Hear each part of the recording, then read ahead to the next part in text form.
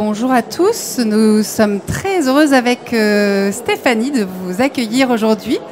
Nous allons passer une petite heure ensemble pour vous présenter deux sites internet d'information, des sites officiels, pour les personnes âgées.gouv.fr et monparcourshandicap.gouv.fr. Donc on va vous présenter l'un et l'autre site et puis après si vous avez des questions, n'hésitez pas à nous interpeller. Je vous propose de vous présenter le site pour les personnes âgées.gouv.fr. Alors attendez, hop, il est parti sur le mauvais slide. Hop, voilà, le site pour les personnes âgées.gouv.fr, juste pour que vous ayez un élément de contexte. En fait, nous travaillons pour la Caisse nationale de solidarité pour l'autonomie. C'est une branche de la sécurité sociale depuis 2021. Alors, elle n'est pas connue du grand public. Vous connaissez plus la CAF, l'assurance maladie, l'assurance vieillesse. Et il y a une cinquième branche qui s'occupe de tout ce qui concerne l'autonomie des personnes en situation de handicap et des personnes âgées. Et dans le cadre de la mission de cette caisse, de la CNSA, nous avons deux sites internet grand public qui a pour mission d'informer le grand public sur les aides, les droits, les démarches en cas de perte d'autonomie ou pour faciliter le quotidien à la fois des personnes âgées avec le site pour les personnes âgées.gouv.fr et des personnes en situation de handicap avec Mon Parcours Handicap qui vous sera présenté juste après par Stéphanie. Alors, quelques informations sur le site. Donc, c'est un site officiel d'information. C'est un .gouv. Donc, toutes les informations qui y sont des informations officielles, fiables, qui a été mis en ligne en juin 2015. Donc, on va bientôt fêter les 10 ans du site, dans le cadre de la loi d'adaptation de la société du vieillissement, au vieillissement, qui a été votée en décembre 2015. Alors, avant de vous présenter le site, juste pour que vous ayez un peu notre démarche, c'est un site, comme c'est un site officiel, nous travaillons avec de nombreux experts, des experts internes à la Caisse nationale de solidarité pour l'autonomie, mais aussi des experts externes. Alors, alors peut-être que c'est des organismes que vous ne connaissez pas, qui ne sont pas forcément très grand public, mais qui œuvrent au quotidien. La DGCS, le ministère des Impôts, la DGFIP, la CNAV, la MSA, voilà, différents organismes publics, associatifs, départementaux, des fédérations professionnelles, qui nous aident à construire le site dans la partie éditoriale. Et puis on fait également appel aux usagers, puisque nous avons un comité des usagers qui nous aide aussi à améliorer le site et participe à l'éditorial du site. Alors, pour qui ce site s'adresse? Et après, je vous promets, on le découvre. Il s'adresse en priorité pour les personnes âgées et leurs aidants. Donc voilà, c'est vraiment à destination de ces deux publics, puisque les informations qui s'y trouvent sont à la fois pour des aides et de l'information pour les personnes âgées, mais aussi des aides et des informations pour les aidants qui les accompagnent au quotidien. Et puis on a également, on voit ça au quotidien, de nombreux professionnels qui accompagnent les personnes âgées, qui le consultent pour pouvoir orienter, accompagner, informer les personnes âgées. Alors les médecins, les professionnels de santé comme les kinés, les ergothérapeutes, tous les professionnels qui sont au quotidien aux côtés des personnes âgées et de leurs aidants. Alors l'objectif de ce site, informer. Donc sur les solutions, les droits, les démarches. Pour cela, on a de nombreux dossiers, articles et vidéos. Je vais vous les montrer. Orienter vers le bon interlocuteur. Donc on a des annuaires. On va vous faire une petite démonstration. Et puis proposer des services. On a un comparateur de prix, des prestations et des services en EHPAD. Donc vous allez voir comment on peut utiliser ce comparateur de prix et un simulateur de reste à charge en EHPAD, puisqu'on peut avoir des aides financières quand on est en EHPAD, et on a un simulateur qui permet de connaître, en tout cas de simuler le reste à charge, déduction faite de ces aides. Alors, maintenant que je vous ai présenté le contexte général, regardons ensemble le site pour les personnes âgées. Alors là, je vais avoir besoin de la technique. Hop. Et ben voilà. Hop. Je fais un petit... Alors voilà, le site pour les personnes âgées, c'est un site qui est à la fois éditorial et avec du service. Donc vous pouvez voir que là, sur toutes ces rubriques, et c'est des rubriques thématiques qui vous permettent d'avoir des informations, à la fois des informations générales sur la perte d'autonomie, comment par exemple on va évaluer les droits de la perte d'autonomie, quelle aide financière on peut avoir quand on est en situation de perte d'autonomie. On va également avoir des informations sur tout ce qui concerne le vivre à domicile. Voilà, quand je vis à domicile, comment je fais pour avoir de l'aide à domicile, l'organisation des soins à domicile, les aides financières, voilà, de nombreuses informations éditoriales, toujours avec des articles associés, donc des informations sur comment je vais faire pour faire une demande d'aide à l'autonomie, puisque vous savez que si vous êtes à domicile, vous pouvez bénéficier d'aides financières en fonction de votre situation. Et il y a un formulaire unique pour demander de cette aide financière qui vous oriente soit vers la caisse de retraite, soit vers le département pour bénéficier d'aide pour organiser votre accompagnement au quotidien. Vous avez également des informations éditoriales sur changer de logement, les questions à se poser, les différents types de logements. Je ne sais pas si vous connaissez, mais par exemple l'accueil familial, qui est une solution de logement, le logement, les habitats inclusifs, intergénérationnels, comment je fais si je vis chez un proche, quelles sont les aides possibles. Beaucoup d'informations également sur je vis ou je vais vivre en EHPAD. Voilà, comment ça se passe quand j'arrive en EHPAD, quelles sont les aides financières, comment je vais organiser et préparer mon entrée en EHPAD. Donc voilà, beaucoup d'informations en ce sens. Comme ce site est à destination aussi des aidants qui parfois ont besoin de soutien, ont besoin d'informations, parfois doivent cesser de travailler pour s'occuper de leurs proches, il y a toute une brique consacrée aux aidants sur le soutien financier, les lieux où ils peuvent échanger, partager des informations, les associations qui existent. Donc de nombreuses ressources pour ne pas rester seul, savoir à qui s'adresser et auprès de qui s'informer. Donc ça, c'est la partie du site qui est éditoriale. Sur la page d'accueil, vous avez les questions fréquentes les plus posées. Donc, besoin d'informations, à qui m'adresser. Voilà, quelles sont les aides financières à domicile. Vous avez également des actualités et des services en ligne qui vous sont proposés et qui renvoient vers les différents services en ligne et formulaires pour toutes vos demandes et vos démarches dès lors que vous êtes une personne âgée ou aidante d'une personne âgée et que vous avez besoin d'aide financière ou autre. Vous avez des vidéos qui vous sont proposées, qui sont des vidéos pédagogiques, informatives, qui vous permettent de comprendre en 1 minute différentes thématiques, comment aménager sa salle de bain, sur l'autonomie, comment est-elle évaluée. Voilà, donc on a toute une vidéothèque avec une vingtaine de vidéos qui sont à votre disposition pour vous informer de manière rapide et pédagogique. Et puis, en bas de page, vous retrouvez toujours l'annuaire et le comparateur de prix. Voilà, ça, on va y aller. Et la possibilité de vous abonner à notre lettre d'information que nous envoyons à plus de 40 000 abonnés chaque mois et qui est à disposition voilà, que vous pouvez recevoir. N'hésitez pas à vous abonner pour recevoir. On a un dossier thématique chaque mois et avec voilà, beaucoup d'informations qui vous sont transmises. Donc, n'hésitez pas à rejoindre nos abonnés. Alors, je vous ai indiqué que, outre la partie d'information, on a une partie d'orientation, puisque une fois qu'on est informé, il faut savoir à qui s'adresser. Pour ça, il y a un accès aux annuaires. Alors, vous pouvez l'avoir ici, cet accès aux annuaires. Je ne sais pas si vous voyez ma souris tout en haut à droite, mais vous l'avez également ici dans cet espace annuaire. Donc, on peut cliquer, c'est l'arrivée sur le même. Et là, on vous propose 2 chemins pour pouvoir naviguer sur cet espace annuaire.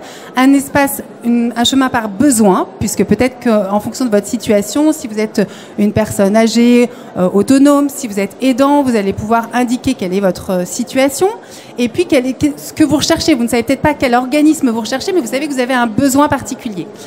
En indiquant et votre situation et votre besoin, votre localisation, vous allez pouvoir avoir toute une série d'organismes proches de chez vous. Alors, vous allez indiquer le rayon dans lequel vous est votre recherche et vous allez avoir les différents organismes qui vont répondre à votre demande. Par exemple, alors je pose mon micro pour pouvoir faire utiliser l'ordinateur.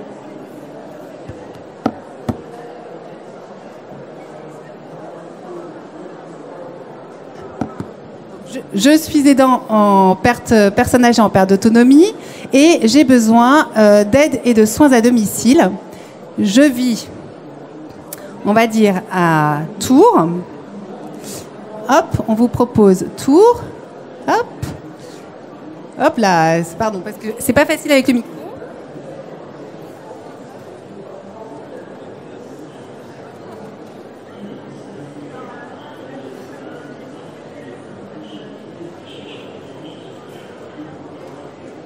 Voilà.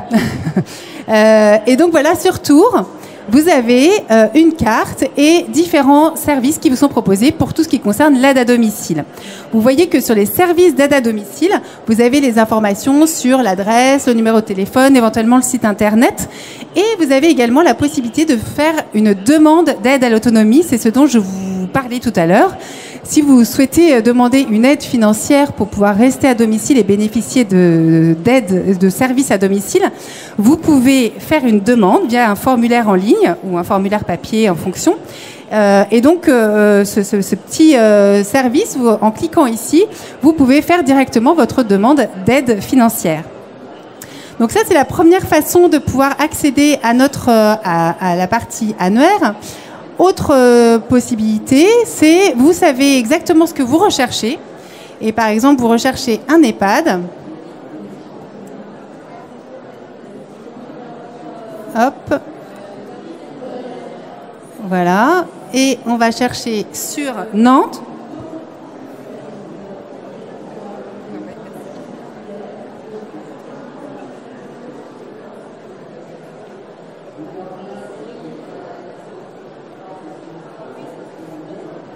Merci. Donc voilà, là on est sur Nantes et vous avez tous les EHPAD qui sont sur Nantes. Vous avez, dès lors que vous souhaitez avoir plus d'informations sur un EHPAD, vous cliquez sur cette fiche EHPAD, ici, qui va vous donner de nombreuses informations. Des informations concernant la présentation, donc la capacité, le nombre de chambres, le nombre de places, le type d'accueil, est-ce qu'il y a de l'accueil permanent, temporaire, voilà, de nombreuses informations. Quelles sont les aides financières possibles dans cet établissement? Vous avez également les services qui sont proposés. Donc là, est-ce qu'il y a de la balnéothérapie, voilà, différents services qui sont dans cet établissement. Les prix et prestations qui sont inclus dans cet établissement. Donc, c'est des prix par jour, à la fois sur le tarif hébergement et sur le tarif dépendance. Voilà, en fonction de votre GIR. Alors, je ne sais pas si le mot GIR vous parle, mais le GIR, c'est en fait une graduation de la perte d'autonomie qui va de 6 à 1, 6 étant le plus faible niveau de perte d'autonomie, 1 le plus élevé. Et en fonction de votre niveau de GIR, le prix de la partie dépendance de l'EHPAD varie. Donc, vous avez toutes ces informations-là. Voilà, hop, je repars. C'est pas facile en biais. Ouais. Hop. Vous avez également la possibilité. Hop, merci. Vous avez également la possibilité de faire le calcul du reste à charge. Alors, le calcul du reste à charge, c'est une fois que vous avez les aides financières qui vous ont été allouées, combien va vous coûter le prix de votre EHPAD. Pour cela, vous avez un petit formulaire à remplir avec des informations personnelles à insérer. Et donc, du coup, en fonction de l'EHPAD que vous avez sélectionné, vous avez une estimation de ce reste à charge. Enfin, vous avez la possibilité de faire une demande d'admission, puisque vous savez que via Trajectoire, on peut faire une seule demande d'admission pour plusieurs établissements. Et donc, en cliquant sur cet onglet, vous pouvez faire votre demande d'admission, remplir votre dossier et avoir tous les éléments, remplir tout votre dossier pour demander à être en EHPAD. Alors, une fois que vous avez éventuellement sélectionné 1, 2 ou 3 établissements, peut-être que vous voulez savoir comment les comparer, puisqu'il y a peut-être 2, 3 établissements qui vous intéressent. Eh bien, il y a un comparateur d'EHPAD qui est à votre disposition. Pour cela, alors moi je les ai déjà sélectionnés. Alors je les désélectionne. Mais donc, vous ajoutez au comparateur cet EHPAD-ci. Hop là. Et vous allez... Hop. Et là, ici, vous avez votre comparateur des EHPAD. Ce comparateur des EHPAD, il va vous permettre de comparer à la fois les prix. Donc, c'est quand même intéressant de pouvoir, en fonction de toute la réflexion que vous aurez eue, de pouvoir comparer les prix entre EHPAD, de pouvoir comparer également les prestations, puisque là, vous avez un comparateur des prestations. Comme je vous l'indiquais, hein, c'est les mêmes informations que ce que vous avez trouvé dans les fiches. Et un comparateur et les prestations obligatoires qui sont des prestations socles qui correspondent à toutes les prestations que les EHPAD doivent proposer aux résidents. Voilà sur cette petite présentation. Donc tous ces outils sont à votre disposition. Vous avez d'autres annuaires qui sont également à votre disposition, des annuaires des points d'information locaux. Ce sont des lieux qui vous permettent d'avoir localement des interlocuteurs pour pouvoir avoir des informations concrètes sur les solutions locales proposées par votre mairie, proposées par des associations locales. Vous avez un annuaire des plateformes d'accompagnement et de répit. Vous avez l'annuaire de tous les France Services. Si vous rencontrez des difficultés pour faire vos démarches administratives, vous savez à quel endroit se situe le France Service proche de chez vous. Donc voilà.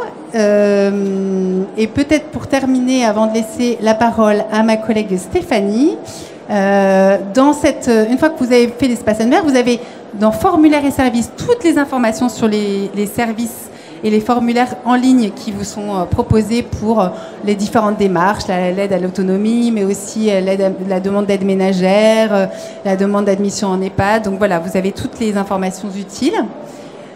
Vous avez également le contenu en facile à lire et à comprendre. Alors Stéphanie vous en parlera parce qu'elle est beaucoup plus experte que moi, mais ce contenu facile à lire et à comprendre, ce sont des articles qui existent sur notre site mais qui ont été retravaillés avec des personnes qui sont en situation de handicap. On travaille avec un ESAT et qui permettent de retravailler l'article pour qu'il soit accessible et compréhensible par le plus grand nombre. Stéphanie vous présentera la démarche.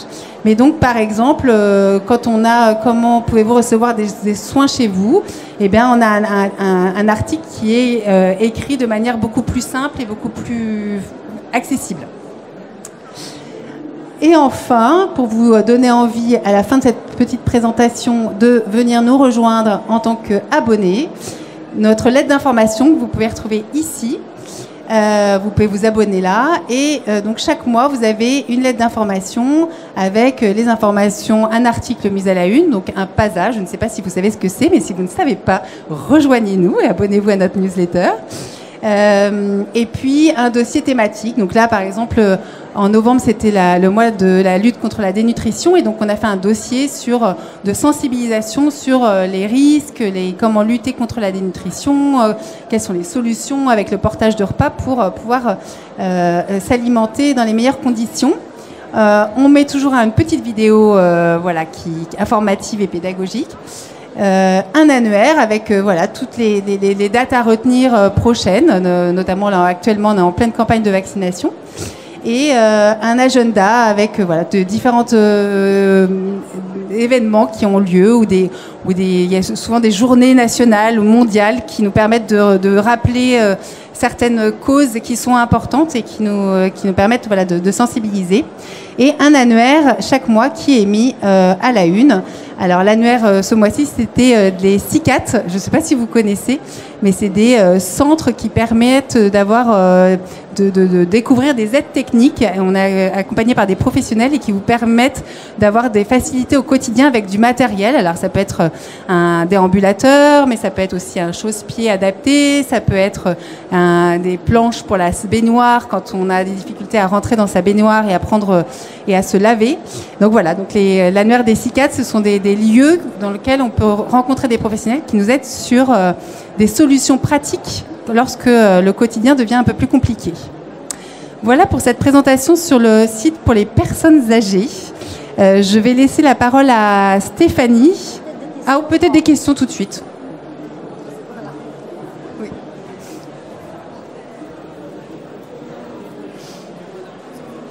Vous en avez un ? Ok. Merci beaucoup pour la présentation, super intéressante. Moi, je suis aidante de ma mère Alzheimer depuis 2018. Elle a des aides à domicile très bienveillantes, j'ai beaucoup de chance. Néanmoins, à un moment donné, je sens que je vais devoir la localiser, identifier un EHPAD. Où on en est dans les scandales de l'EHPAD, parce qu'après tout, c'est le seul truc qui me retient.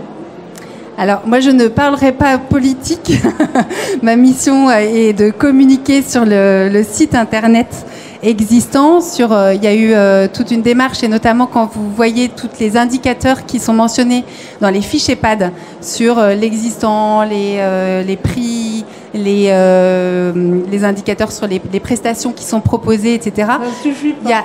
Voilà. Maintenant, j'entends votre question. Je ne peux malheureusement pas vous répondre. Mais si vous souhaitez trouver une structure, un EHPAD adapté aux besoins de votre mère, dans l'annuaire, en tout cas, vous pouvez filtrer et indiquer que vous souhaitez un établissement qui accueille des personnes avec des unités spéciales pour accueillir des personnes avec la maladie d'Alzheimer. Oui, Daniel Garnesson de la CORERPA Île-de-France.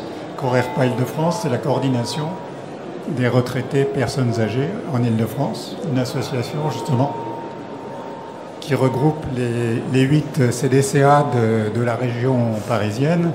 Et quand on parle de CDCA, vous le savez, ce sont les conseils départementaux de la citoyenneté et de l'autonomie. Et précisément, ma question est la suivante. Est-ce que, avec le site que vous avez présenté, vous n'avez pas déjà entamé la mise en place du service public de l'autonomie? Ah, ça va faire plaisir à ma collègue qui travaille avec nous dans notre équipe. Tu veux que je te laisse la parole peut-être, Cécile? Oui, pour préciser ma question, c'est en fait le travail que nous préparons, enfin moi personnellement dans mon département, je fais partie du CDCA qui préfigure parmi les 18 départements français qui préfigurent le futur SPDA. On en est au cahier des charges actuellement, mais je retrouve là sur la présentation beaucoup de choses qu'on a aperçues, qu'on a mis en avant pour les personnes âgées et qui vont constituer très probablement le contenu du cahier des charges, enfin, ou tout au moins une réponse. Absolument. Aux personnes qui cherchent des bien vu, informations. Monsieur. Vous êtes de quel département, monsieur? Seine-Saint-Denis. Seine-Saint-Denis. Alors, il va falloir que je recontextualise peut-être un petit peu ce dont parle le monsieur. Donc, effectivement, service public de l'autonomie, c'est une marque grand public qu'on développe et qu'on diffuse auprès d'abord des acteurs de l'autonomie sur les territoires, que ce soit les ARS, les CD, mais aussi les acteurs de proximité que vous connaissez mieux, peut-être les CCAS, les maisons France Service, etc. Tous les acteurs de proximité, tous ceux qui répondent aux problématiques de la perte d'autonomie, qui sont partie prenante, qui font partie de ce service public de l'autonomie. Ce qu'on veut faire, nous, CNSA, la CNSA, c'est donc la Caisse nationale de solidarité pour l'autonomie, c'est la 5e branche de la sécurité sociale qui gère la perte d'autonomie. Nous, ce qu'on veut, c'est que cette marque, elle devienne un repère pour les personnes en situation de handicap, les personnes âgées et aussi pour les aidants, pour que à chaque fois qu'ils rentrent ou qu'ils tapent à la porte d'un CCAS ou peu importe le nom du service qu'ils connaissent sur leur territoire, ils comprennent que c'est effectivement le service public de l'autonomie qui vient répondre à leurs attentes, de la même façon que l'assurance maladie, par exemple. Derrière cette marque, c'est donc la CPAM, que tout le monde connaît mieux, ou que l'allocation retraite, les allocations retraite ou les allocations familiales, c'est la CNAF derrière. Voilà, nous, service public de l'autonomie, c'est la CNSA, mais qui est assez mal connue du grand public, à juste titre. Nous, on déploie cette marque service public de l'autonomie. Et ce dont on parle, et très justement, donc, toutes nos communications qui s'adressent au grand public et aux usagers, personnes âgées, personnes handicapées, elles sont maintenant signées service public de l'autonomie, et c'est effectivement la raison pour laquelle les 2 portails que présentent mes collègues, monparcourshandicap.gouv.fr et pour les personnes âgées.gouv.fr, sont signés, chartés, service public de l'autonomie. Bien vu, monsieur, merci beaucoup. Et donc, ce dont parle le monsieur, c'est que dans son département, donc département de Seine-Saint-Denis, son département est préfigurateur du service public de l'autonomie, service public départemental de l'autonomie, pardon. C'est un petit peu différent, mais le service public départemental de l'autonomie, c'est la manière dont tous ces acteurs de territoire vont apprendre à mieux se coordonner pour répondre de manière plus efficace aux attentes des usagers, que ce soit dans l'accès aux droits, aux informations, au recours aux services et aux aides. C'est ce que le service public départemental va permettre. Mais disons que c'est un peu la partie immergée de l'iceberg, c'est la manière dont les gens vont mieux travailler ensemble. Ça va être assez invisible de la part pour le grand public. Et ce qui va être visible, c'est que tous ces acteurs demain vont porter la marque service public de l'autonomie pour mieux vous orienter. Voilà. Merci. Est-ce qu'il y a une dernière question? Et ben donc moi je vous invite juste à aller voir ce site et à vous abonner à notre lettre d'information pour pouvoir être informé régulièrement. Et merci pour votre attention.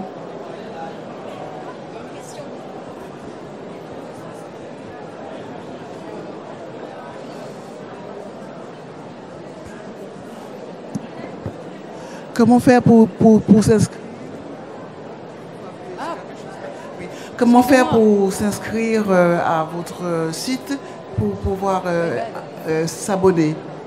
Alors, vous allez sur la page d'accueil du site pour les personnes âgées.gouv.fr. Je vais vous donner un petit flyer. Et en bas de la page, vous avez la possibilité de vous abonner à la lettre d'information. Voilà. Merci.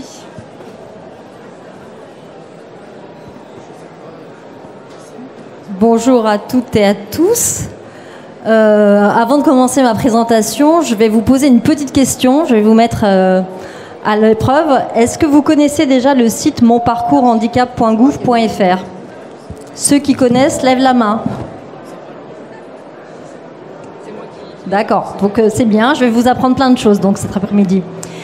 Donc l'objet donc de cette présentation, c'est justement de vous présenter ce site, qui est un site officiel qui s'adresse au grand public et en particulier aux personnes en situation de handicap et aux aidants.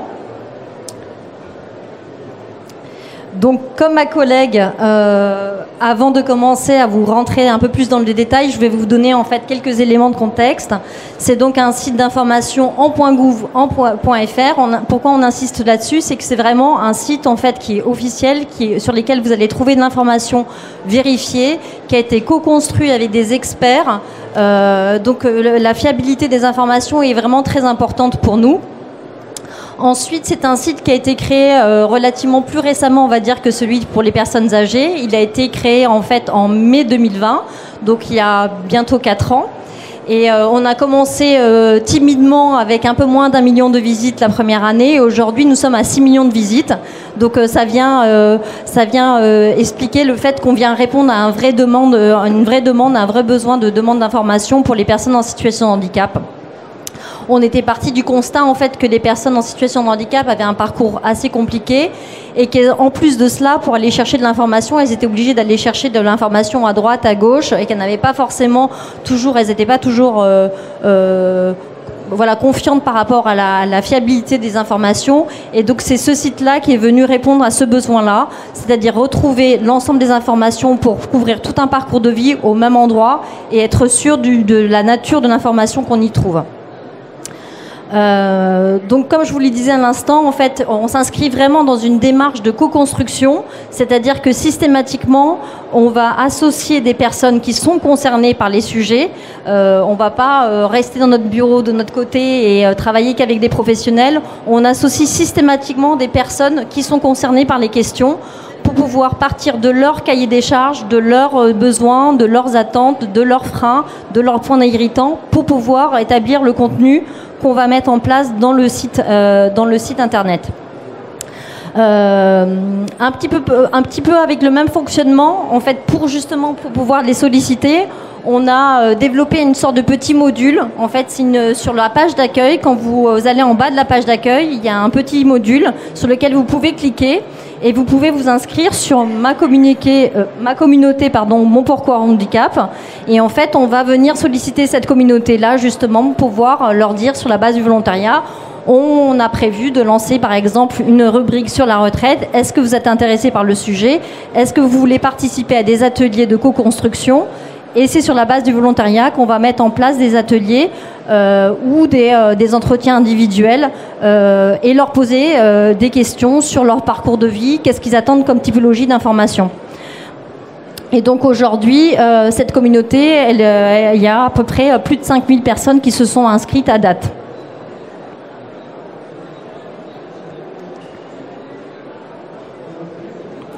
Alors ce site, ce qu'il faut savoir, c'est que c'est un site qui en fait évolue au fur et à mesure et qui s'enrichit chaque année avec de nouvelles informations. Donc la première, ce sont en fait il y a des informations, ce qu'on appelle les rubriques éditoriales. En fait, c'est des rubriques thématiques. On va venir traiter en fait de thématiques fortes dans un parcours de vie, parce que sur Mon Parcours Handicap, on rentre pas par typologie de handicap, mais par le parcours de vie. L'idée, c'est de le couvrir de A à Z, depuis la scolarité jusqu'à la retraite. Et pour apporter de l'information qui soit utile au plus grand nombre, quel que soit le niveau de handicap. Donc on a un certain nombre de nouvelles rubriques qu'on enrichit chaque année sur le site. Pour le lancement de ces rubriques-là, on vient toujours en fait les appuyer avec des témoignages de personnes qui sont directement concernées à travers des petits témoignages vidéo où ils vont nous expliquer leur parcours de vie. Ça va être des personnes en situation de handicap, mais ça va être également des aidants, par exemple des parents ou encore des professionnels.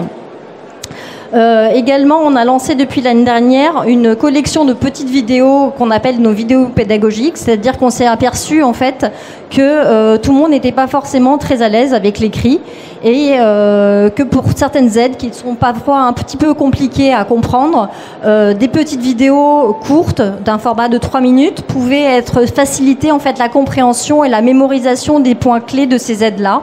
Donc on a développé une collection de nouvelles vidéos. Donc pour les personnes qui sont en situation de handicap, si vous connaissez les acronymes AAH, AEH, MDPH, etc., ce sont toutes ces aides-là et qu'on vient justement décrypter de façon simple, avec un langage simple et sous le format de vidéo. Et il faut savoir que bien sûr, comme on est sur un site Mon Parcours Handicap, toutes nos vidéos bénéficient de sous-titrage. Elles sont systématiquement aussi traduites en langue de signes et elles bénéficient aussi d'un texte de transcription. Ensuite, comme l'évoquait tout à l'heure au préalable ma collègue Blandine, on a développé aussi également toute une collection de fiches qu'on appelle faciles à lire, à comprendre. Je ne sais pas si vous connaissez cette méthode. Falk, ça vous parle ou pas ? Oui, certains non. Donc le Falk, en fait, c'est une méthodologie qui a été lancée il y a un peu moins d'une dizaine d'années, qui a été développée en France avec l'UNAPI et en partenariat avec l'association Nous aussi. Et en fait, l'objectif de cette méthode-là, c'est d'inclure les personnes en situation de handicap dans la transcription de l'information pour la rendre facile à comprendre, justement. Donc en fait on traduit en fait des textes qui sont très jargonneux, parfois très complexes, et on va venir la travailler avec des personnes qui sont concernées, qui ont eux-mêmes des problèmes de compréhension, et on va travailler main dans la main avec eux, et c'est eux qui vont traduire les textes. Donc voilà, donc les textes Falk, ce sont vraiment des textes qui sont traduits par des personnes qui sont directement concernées. Et au départ, en fait, cette méthodologie-là, elle avait été lancée pour venir répondre à un besoin d'accessibilité de l'information pour les personnes qui avaient potentiellement des troubles du neurodéveloppement ou cognitifs. Et aujourd'hui, on s'aperçoit en fait que ces fiches Falk, elles sont utilisées par beaucoup de monde, par des personnes âgées qui sont en perte d'autonomie, qui ont des problèmes de compréhension, ou des personnes qui ne sont pas forcément très à l'aise avec la langue française. Voilà, on s'aperçoit en fait qu'il y a plein d'autres personnes qui utilisent ces fiches Falk. Donc voilà, ça vient répondre à un vrai besoin de simplification de l'information. Et ensuite, on a évidemment des petites fonctionnalités, des services qui viennent s'enrichir toutes les ans. Donc là, c'était juste pour vous montrer qu'un petit peu le site croît. Donc vous serez les prochains à venir visiter le site. Donc si on augmente d'ici l'année prochaine, ça sera grâce à vous aussi. Et si vous êtes adepte des réseaux sociaux, on a une page Instagram. Donc voilà, n'hésitez pas à vous inscrire sur notre page Instagram.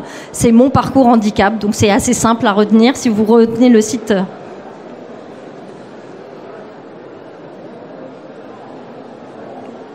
Donc je vais vous présenter maintenant le site un peu plus dans le détail. Si vous avez des questions, n'hésitez pas, hein. Donc, on a une rubrique actualité qui est une rubrique en fait qui est très sollicitée, qui est très visitée par par les internautes, par les usagers qui vont sur le site. On retrouve sur cette rubrique-là en fait deux actualités par semaine, et on va venir couvrir des sujets qui sont très divers. C'est-à-dire on sort du pur administratif, on va dire, et on vient couvrir en fait des sujets de vie, de la vie quotidienne. C'est-à-dire qu'on va parler de sport, on va parler de culture, on va parler de scolarité, on va parler de prévention de santé. Voilà, on vient couvrir en fait tous les sujets qu'on peut rencontrer, la vie intime, plein de choses très différentes. Donc quand vous êtes sur le site internet, c'est en haut, c'est le premier onglet, et vous cliquez dessus. Donc là, je vous ai mis un petit aperçu, par exemple, des différentes actualités qui sont parues récemment, juste pour vous montrer à quel point on va couvrir des sujets qui sont très divers. Là, on met à l'honneur, en fait, la saison 2 d'une émission Falk Radio, la première émission en Falk qui a été produite en France, et on en est partenaire. Et la journaliste en question est atteinte de trisomie 21, donc elle y participe, et c'est elle-même la journaliste qui interroge les gens et qui fait cette émission. Ensuite, on a parlé d'harcèlement scolaire parce que effectivement, ça touche tous les enfants, mais en particulier parfois les enfants en situation de handicap qui peuvent bénéficier, souffrir plutôt, on va dire, de discrimination supplémentaire. Et on met en avant aussi, par exemple, une participation citoyenne qui est lancée sur un site internet aujourd'hui et qui vous donne la possibilité de donner votre avis. Donc vous voyez, en fait, on couvre des sujets assez divers. Ensuite, on a une deuxième rubrique, une deuxième entrée qui vient couvrir en fait le parcours de vie. Donc, ce sont les fameuses informations thématiques. Et là, je vous dis, on vient couvrir en fait l'ensemble d'un parcours de vie. Donc, il va être enrichi au fur et à mesure d'autres rubriques thématiques. Et donc là, à date, vous allez retrouver de l'information assez complète et peut-être pas exhaustive, mais très complète, on va dire, sur la scolarité, sur les études supérieures, sur l'emploi, sur la formation en alternance, sur le sport. C'est la dernière rubrique qu'on a développée en rebondissant sur les Jeux paralympiques. Sur la vie intime, qui est souvent très tabou pour les personnes en situation de handicap, et qui ont une vie intime comme tout le monde. Le consentement, les questions de parentalité, si on est en situation de handicap ou si on est un parent qui a un enfant en situation de handicap, on vient donner des clés, de l'information sur les dispositifs et sur les aides qui existent. Ensuite, on a fait également une rubrique sur la prévention des violences. On vient réexpliquer en fait que les violences, c'est pas que les violences physiques en fait, et on n'en est pas toujours conscient. Donc c'est important de venir expliquer en fait le panel de toutes les violences, qu'elles soient économiques, qu'elles soient verbales, qu'elles soient au-delà de la violence physique est connue. Il y a certaines situations de violence qui sont peut-être plus difficiles en fait à identifier, et donc c'était vraiment important pour nous de couvrir ce sujet dans son intégralité. Et ensuite, on a fait également une rubrique sur les aidants qui sera amenée à être étayée un peu plus. Mais voilà, on donne en fait quelques clés d'information sur des dispositifs, sur des associations. Et on a également développé, en fait, conçu un article sur les aidants étudiants qui sont de plus en plus nombreux malheureusement. Ensuite, vous avez la troisième rubrique, qui est notre rubrique la plus sollicitée au-delà des actualités. C'est la rubrique aide et démarches, où là, vous allez retrouver l'essentiel, toutes les aides en lien avec les MDPH. Mais on a également en fait à cœur, pour les personnes en situation de handicap, il n'y a pas que les aides spécifiques liées à la situation de handicap, il y a aussi toutes les aides de droit commun auxquelles les personnes en situation de handicap ont droit de la même manière que n'importe quel citoyen. Et donc on est venu en fait enrichir cette rubrique-là avec des dispositifs complémentaires sur le logement notamment, sur les prises en charge de soins. Évidemment, on a fait l'exercice de choisir en fait certaines aides plutôt que d'autres qui soient en lien plus ou moins avec le handicap. Voilà. Ensuite, vous avez un onglet qui s'appelle Documentation, dans lequel vous allez retrouver toutes les fameuses fiches faciles à lire, à comprendre. Donc on a aujourd'hui un peu moins d'une quarantaine de fiches qui vont venir couvrir des thématiques différentes. Les aides et les prestations, la carte mobilité inclusion, ça c'est une carte, il y a 3 typologies de cartes dans cette carte-là. Il y a la priorité, invalidité et stationnement. C'est des cartes en fait qui sont évidemment, vous devez répondre à des conditions pour pouvoir en bénéficier. Et une fois que vous les avez, vous pouvez bénéficier de priorités sur les parkings, sur les places et certaines gratuités. Ensuite, on a également des aides, des fiches faciles à lire et à comprendre sur les démarches auprès des MDPH, évidemment, sur l'emploi, avec le fameux RQTH, la scolarisation, l'accompagnement en service et en établissement médico-social, et les conciliations et les recours. Voilà, donc là je vous ai mis juste en fait une petite fiche pour que vous puissiez voir à quoi ça ressemble. Donc vous voyez en fait il y a un vocabulaire qui est très simple qui est utilisé, des séquences de phrases qui sont très courtes, les paragraphes qui sont très aérés, et on est vraiment sur des informations très synthétiques et simples et faciles à comprendre, avec des petites illustrations qui peuvent mémoriser, faciliter la mémorisation pour certaines personnes. Voilà, ensuite dans cet onglet documentation, vous retrouvez aussi tous nos témoignages qu'on a produits depuis le démarrage du site, dans lequel vous allez retrouver effectivement des témoignages vidéo de personnes en situation de handicap qui vont prendre la parole sur différentes thématiques. Et vous allez retrouver également, donc là je vous ai mis quelques petites captures d'écran des différents témoignages qu'on a produits récemment. Donc là vous avez celui de Sandrine Sierron, qui est une blogueuse et qui est en situation de handicap assez lourd et qui prend la parole sur sa sexualité débridée sans complexe, et ça fait plaisir. On a également en fait un témoignage de Michael Jérémias, je ne sais pas si vous le connaissez, c'était un ancien champion paralympique qui est assez connu, qui est assez médiatisé. Donc lui, il est venu prendre la parole, pas sur le sport, là on l'attendrait le plus, mais sur la parentalité. Et il nous explique justement comment sa vie était bouleversée et comment finalement il a préempté le rôle de parent. Et vous avez également un témoignage qu'on a produit avec une ergothérapeute. Les ergothérapeutes, ils ont vraiment un rôle extrêmement clé pour les personnes en situation de handicap, parce qu'ils vont vouloir pouvoir les accompagner dans leur parcours de vie, leur proposer des aménagements même dans le travail. Donc ça va vraiment au-delà de la partie médicale, parce qu'ils ont vraiment une approche très pluridisciplinaire, on va dire. Voilà, et puis vous avez à cet endroit-là les fameuses, toujours dans la partie documentation, donc en dessous des fiches faciles à lire, à comprendre les témoignages, vous avez les fameuses petites vidéos dont je vous parlais en introduction, où vous allez avoir en 3 minutes les points clés essentiels à retenir sur chacune des aides. Voilà. Et puis un dernier mot sur mon parcours, sur la communauté Mon Parcours Handicap. Je vous ai fait une petite capture d'écran pour que vous puissiez voir où vous pouvez vous inscrire. Donc sur la page d'accueil, vous descendez, vous scrollez, je ne sais pas si le terme scroller vous parle, vous descendez au plus bas de la page d'accueil, et en bas vous avez ce petit module-là, vous cliquez dessus et vous pouvez vous inscrire, évidemment si vous le souhaitez ou pas. Et vous ne serez pas non plus sollicité toutes les semaines, je vous rassure. Et enfin, toujours sur cette page d'accueil, en bas de la page, juste à côté de la communauté, vous avez aussi un petit module qui s'appelle événements handicap, sur lequel c'est une sorte d'agenda, et en fait vous pouvez cliquer dessus et vous avez la possibilité de voir en fait tous les salons, les forums qui existent, qui sont ouverts au grand public mois par mois. Voilà. Nous avons aussi également un glossaire, parce que dans l'environnement du handicap, malheureusement, on a beaucoup d'acronymes, AAH, MDPH. Alors, il y en a certains qui sont très connus, et quand on est en situation de handicap ou quand on est aidant, on en connaît quelques-uns. Mais malheureusement, il y en a plein d'autres qui sont difficilement compréhensibles. Donc, on a mis en place un glossaire, et dans lequel vous allez pouvoir trouver une grande partie des acronymes qui sont utilisés dans notre jargon, malheureusement. Voilà, je vous remercie pour votre attention. Si vous avez des questions, n'hésitez pas.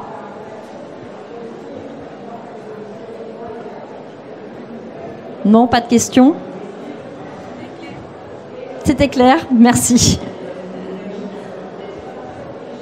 Bon, je vous remercie pour votre attention et je vous souhaite une bonne fin d'après-midi.